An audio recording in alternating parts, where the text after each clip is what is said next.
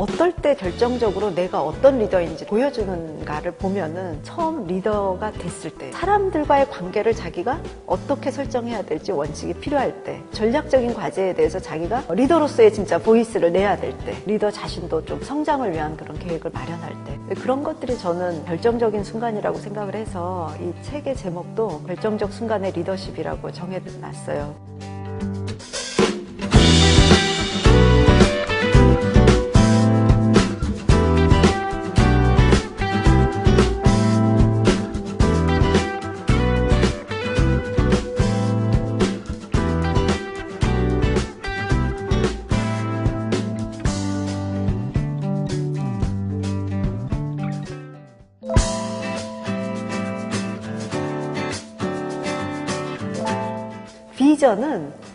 비전이란 말 자체가 그 본다는 뜻이잖아. 비주얼라이즈 하는 건데, 그래서 우리가 그 달성하고 싶은 어떤 미래의 모습이에요. 비전의 좋은 예로는 그 마이크로소프트의 빌 게이츠가 1975년도에 이런 비전을 세우거든요. 모든 가정에, 모든 책상 위에 PC 한 대. 그런 단순하면서도 구성원 전체가 그게 되고 싶어라고 그 구체적으로 그 상상할 수 있는 그런 비전이 좋은 비전이에요. 이게 굉장히 간단하지만은 그 당시에는 퍼스널 컴퓨터 자체가 없을 때고 컴퓨터라 그러면 완전히 큰 연구소에 연산계 정도로 있을 때인데 지금 뭐 전 세계에 진짜 책상 위에 PC 한 대씩 다 올려져 있잖아요. 그러니까 그런 게 비전이에요. 미션이라는 거는 우리말로 사명이잖아요. 그러니까 그거는 존재 이유를 얘기하는 겁니다. 왜 우리 조직이 존재하는가, 이 세상에. 그 목적을 얘기하는 거죠. 미션의 좋은 예는 기업마다 이렇게 보면은 월마트 같은 데 있잖아요. 월마트는 그 미션이 뭐냐면은, 부자들이 쓰는 물건을 보통 사람들도 쓰게 해주는 것. 이게 월마트의 사명이에요. 조금 더 이제 가깝게 느낄 수 있는 걸로 이제 설명을 드린다면은, 이 사람이 이제 병원에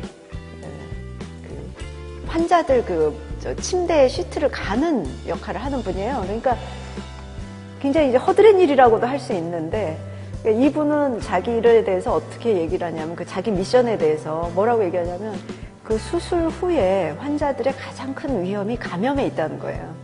그래서 중환자실을 그 감염으로부터 지켜주는, 깨끗하게 유지하는 거는 거의 생명을 지키는 일이다라고 얘기를 하더라고요. 그러니까 자기 일의 미션은 그 감염을 막아주고 그럼으로써 생명을 지키는 일이다라고 딱 그 존재 이유를 그렇게 얘기를 하고 있더라고요.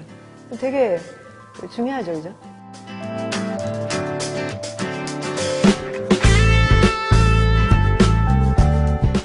어떤 일을 시킬 때 그 리더에게는 자기 머릿속에 그림이 있어요. 큰 그림이 있는 상태에서 어떤 이야기를 하거든요.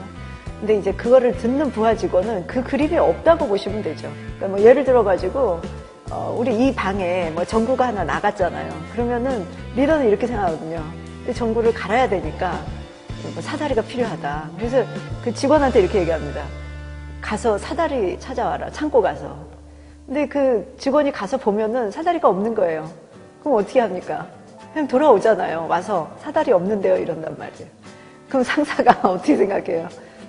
사다리 없으면은 다른 거라도 구해와야지. 답답해서 이제 같이 일 못하겠다 이렇게 생각하거든요. 근데 그거는 이게 무엇을 위한 일이고 뭔지를 알아야 그거를 할 수 있죠. 그러니까 리더가 이제 효과적으로 일을 시킬 때는 이 전구를 우리가 갈아야 되는데 여기에 필요한 게 뭐가 있겠냐. 너가 생각한 건 뭐고 또 내가 더 해줄 건 뭐니까 이렇게 해보자라고 그 설계, 그 일을 어떻게 할지에 대한 그 맥락을 공유하고 어떤 수준에서 해야 될지에 대한 이야기를 하는데 오히려 시간을 더 쏟아야 돼요. 그렇지 않고 결과적인 얘기만 해가지고는 그 일의 품질이라든지 기대사항을 못 맞추는 경우가 많이 있죠. 그리고 또 한 가지는 이제 그 매니지먼트의 어떤 요령이랄까? 그것 중에 하나는요, 일을 이제 시켰을 때 그냥 시킨 데서 끝나지 말고 시킨 일에 대해서 확인하는 작업이 필요한데요. 가장 간단한 방법은 이런 게 있어요. 업무 지시를 좀 하고 나서 그 부하 직원이 방을 떠나기 전에 물어보는 겁니다. 그래서 이 일을 어떻게 하려고 하냐. 그러면 그 직원이 대충 얘기하거든요. 그러니까 그때 들어보면은 이 직원이 어떤 식으로 일을 하겠다는 걸 알 수 있고 거기에서 이제 조금 더 코멘트해주고 코칭해주는 게 필요하죠.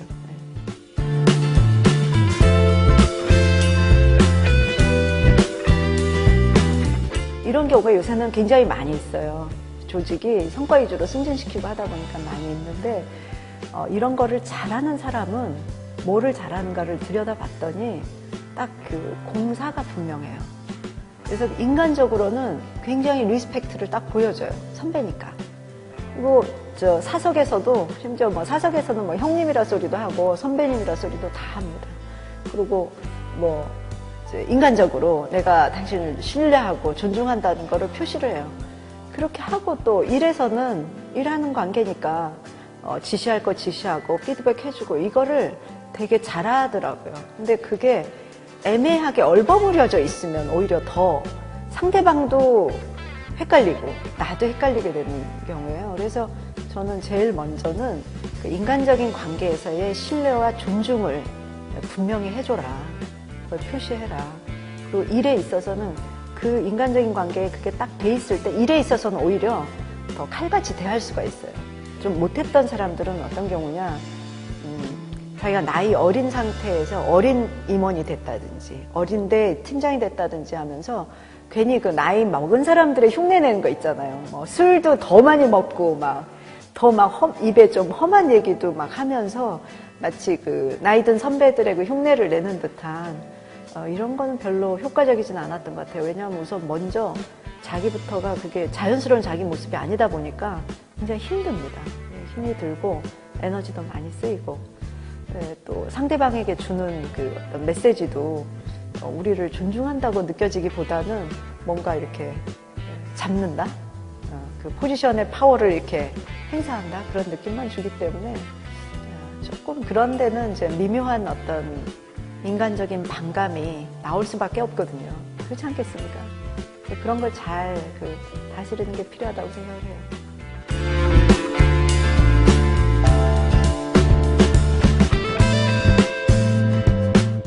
다 자기 부하 직원이 느리다고 생각을 해요. 느리다고 생각해서 가져온 거를 빨리빨리 내가 내 생각대로 고쳐주고 이렇게 해라 이러면서 혼도 내고 이러면서 가잖아요.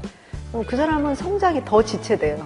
디벨롭먼트 플랜을 이제 스스로 작성하도록 하고 그거를 이제 상사가 봐주고 어떻게 진도 나가고 있는지 이제 해주고 이러면은 또 사실은 상당히 발전하는 것이 또 사람이거든요. 그래서 이런 말이 있어요. 그 직원들에게 막 동기부여 시키려고 노력하지 말라는 거예요. 왜냐? 직원들은 이미 동기부여 돼서 와 있어요. 그거를 죽이지만 않으면 돼, 상사가. 근데 우리가 동기를 없애는, 사기조화시키는 일을 너무 많이 하거든요. 근데 제일 좋은 동기부여책이 뭐냐면은 그 직원이 하는 일을 더 잘 진전할 수 있도록 도와주는 일이에요. 우리가 생각해보면 저도 일을 하지만 일이 자기 생각대로 이렇게 빨리빨리 진도 나가면 어때요? 보람이 있잖아요. 그리고 이게 내가 진짜 크는 느낌도 있고 성취감도 있고 이게 상사가 해줄 일이거든요. 그러니까 일에 대해서 같이 협의해보면서 어떤 점이 어렵냐, 뭐에 막혀있냐 그런 거 해결해주고 또는 도와주고 이러면서 좀 진도를 나가게 해주는 게 제일 중요한 상사의 역할이다라고 생각합니다.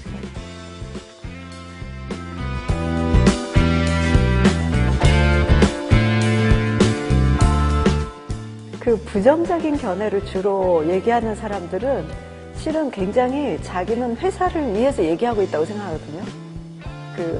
무관심한 게 아니고. 그리고 똑똑한 사람들. 자기 나름의 비판적 사고나 독립적 사고는 있는데 그거를 이제 적극적으로 이렇게 회사를 위해서 일하기보다는 비평가에 머무는 친구들이 있는데 그런 경우에는 그걸 하지 못하게 할 게 아니라 그 사람들에게 뭔가 인정해주고 좀 뭐라 그럴까요? 끌어들이는, 참여시키는 전략이 필요합니다. 그 책임을 주고 자기가 알아서 하도록 하고 또 거기에 대해서 인정을 해주고 그런 게 필요하지 부정적 견해를 하지 말라 또는 대안 없이는 얘기하지 말라 이런 것들은 또 하나의 억압이 되기가 쉬워요. 그리고 또 한 가지 좋은 이제 방법 중 하나는 그 사람이 부정적 견해를 주로 얘기하는 사람이 자기가 어떻게 하는지를 잘 몰라요, 사실은. 그리고 그게 어떤 영향을 미치는지도 잘 모르는 경우가 많이 있습니다. 그러니까 그걸 좀 깨달을 수 있게 코칭해 준 것도 좋은 방법이에요. 그러니까 예를 들어서 회의 때 아까 그런 얘기를 했는데 충분히 그런 얘기를 할 수는 있지만은 당신 그런 얘기를 함으로써 회의 분위기에 어떤 영향을 미쳤다고 생각하냐. 또 우리가 회의를 하는 궁극적인 목적은 뭐고, 당신 그 회의에서 어떤 역할을 하고 싶냐, 어떻게 기여하고 싶냐, 이런 식으로 얘기를 해서 자기가 습관적으로 하고 있는 어떤 부정적인 언행들을 되돌아볼 수 있게 하는 게 굉장히 좋은 접근법입니다.